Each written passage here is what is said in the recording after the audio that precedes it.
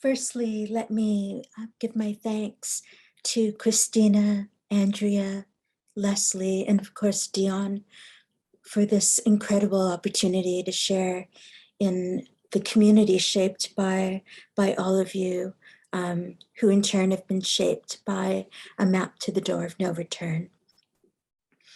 I first turned to this book during my master's. At that time, I was grappling with what comes after, the after of emancipation, indentureship, and independence. My research was on the return migration of indentured laborers from the Caribbean back to India, but I also wanted to think about what this might mean in terms of a politics and poetics of relation between Africa and India in the Caribbean. As we know, Brand begins The Door of No Return with a conversation between her and her grandfather, a conversation where memory recedes in the place of desire for the certainty of ancestral lineage and belonging beyond the Caribbean Sea. A tear in history opens up to fill that space. At the time, my understanding of indentureship was fractured. I posed questions to my own grandfather, then diagnosed with cancer, and his answers, which were tentatively pieced through memory and the anxieties of a place left behind, did not leave me any certainties. I quickly realized the limits of an archival method that depended on an empiricist approach to fully understand a Caribbean experience. If the purpose of the literary is to fill a void in what is knowable, then I needed to turn to voices in literature, and in particular to a space where memory was not relegated to the past. By reading Brand's A Map to the Door of No Return, I began to understand that history was more than archives and greater than the need for familial trace. The door of no return was the difference, as she writes, between documents of evidence and time. It was place emptied of originary points or claims to territory. The door was a rupture, and not just of history, but of geography as well. A map is why I became a kind of geographer, in particular through her reading of V.S. Naipaul. Brand discusses an essay Naipaul wrote during his first visit to India in 1962, highlighting Naipaul's description of India, where he uses words like dread, frightening, monotonous, and producing an urge to escape. Brand suggests Naipaul's reading of India is less about India itself and more about an India that's fallen away from him. She writes, "It's a dread one suspects arrived with him. The stories he must have heard as a child of the Kalapani.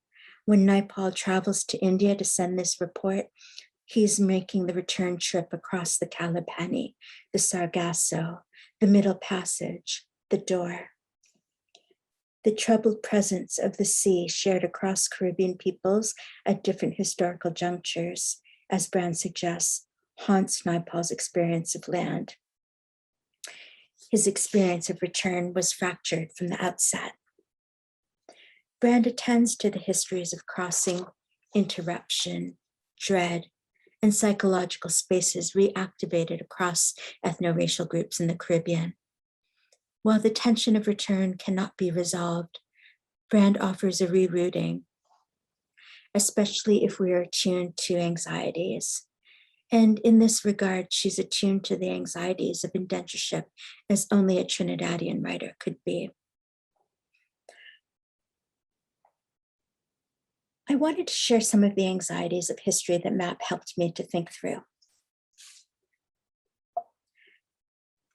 Like most people interested in indentureship, I first turned to the archives, to the Emigration Pass, which provides a remarkable level of detail. It records village of origin, father's name, caste, height, even bodily scars. Yet the specificity of detail did not help me situate myself in India. where, according to the emigration pass, on one side, my ancestral village was a large city. On another side, it was a village where potential relatives eyed me suspiciously. I had no claim to land. I had no claim to territory. Despite the fictitious enterprise of history, I had lost a map of return. Let me explain. Almost everywhere I went in India, I was asked, where was I from? Meaning, which village was my family from? That is, what memory do I have of the land? Despite the emigration pass, I had lost not only precise origins, but a claim to nation as well. This destabilization of geography also worked the other way around. As Grierson, a civil servant in British India, recorded in 1883, the word tapu was used by Indians to describe banishment through indenture. Tapu means island. He writes, it is at once concluded that he has gone to the tapu. In this way, the colonies get the credit of being a kind of limbo where everyone goes who is lost sight of, and 10 chances to 1 is never heard of again, unquote.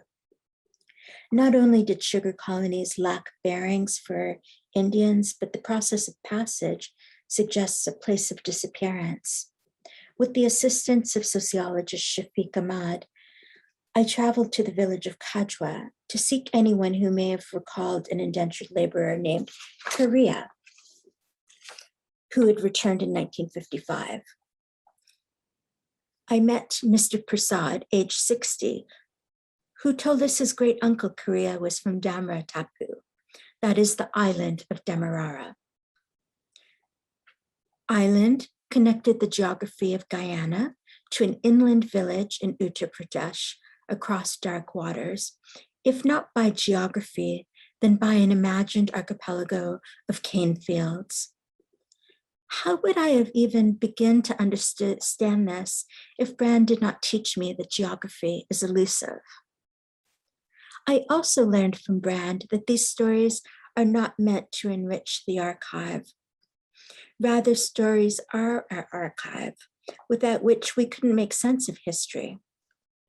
Julianne Lee, an archival researcher, shared with me some articles from the Jamaican Gleaner.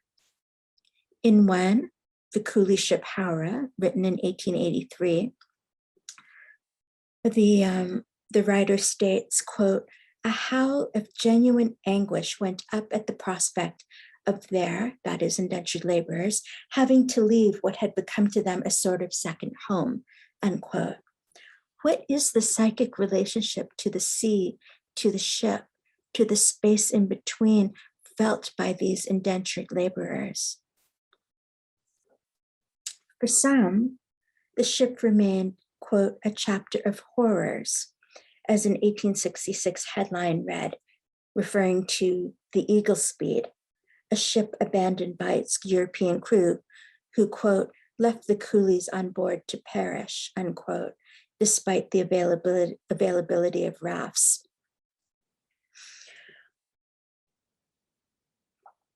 The sea, as Brand writes, overwhelms. It owns. Building on her analysis of Naipaul's first visit to India, Brand observes a wound of forgetting in both an Indian and African Caribbean context. Quote, the possibility exists that in fact one is unwanted back home, perhaps hated, perhaps even forgotten. To the descendants of the 19th century Indian and African diaspora, a nervous temporariness is our existential dilemma. We have no ancestry except the black water and the door of no return. They signify space and not land. Brand asks us to contemplate, I think, what does it mean to hold the pain of the door of no return as a space that is relational, considering the complexities of the region?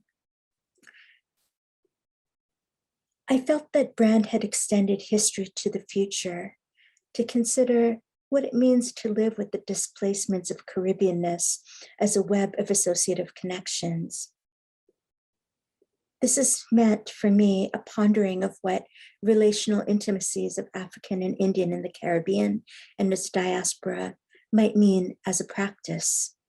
How do we discuss the touchstones of history not easily understood through siloed categorizations of identity? How do we assert that diaspora is a different kind of embrace than immigrant? How do we find a way to hold space for the complicated relationships to location, to identity, not necessarily an unbroken identity, but also an anti-essentialist identity? The door, the Kalapani, the Sargasso Sea are a portal for connections, for a different kind of map, for an atlas for that time when the world may look flat, but is not waiting to be discovered. Rather, in the margins of the map, we might find, to quote Wilson Harris, the miracle of a dialogue with eclipsed selves.